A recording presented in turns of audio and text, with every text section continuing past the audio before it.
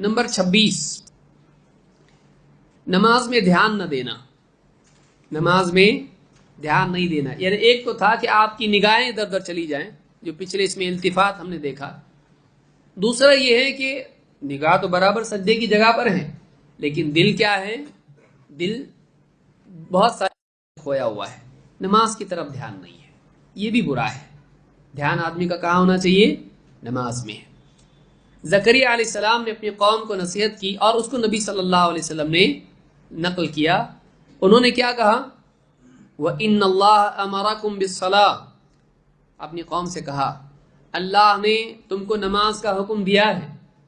फ़इज़ा सल्लैतुम फला तल्तफ़िदू, जब तुम नमाज पढ़ो तो यहाँ वहाँ ध्यान मत दो, इल्तिफात मत करो। फ़इन्नल्लाह यंसिबु वजहहु लिवजहि अब्दिही फी सलातिही मा लम यल्तफ़ित, इसलिए कि अल्लाह ताला का चेहरा बंदे के चेहरे के सामने होता है जब वो नमाज में होता है, हाँ उस वक्त तक जब तक कि वो यहाँ वहाँ ध्यान न दे। बंदे की तरफ, बंदे के चेहरे के सामने किसका चेहरा होता है?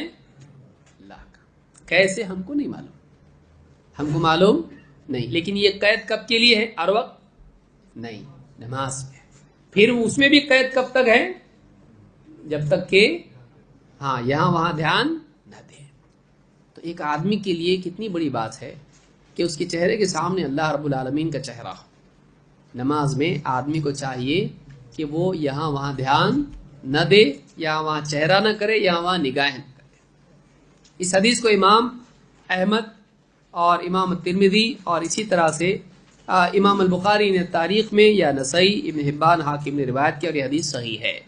तो नमाज में आदमी को चाहिए कि वो यहाँ वहाँ ध्यान न दे।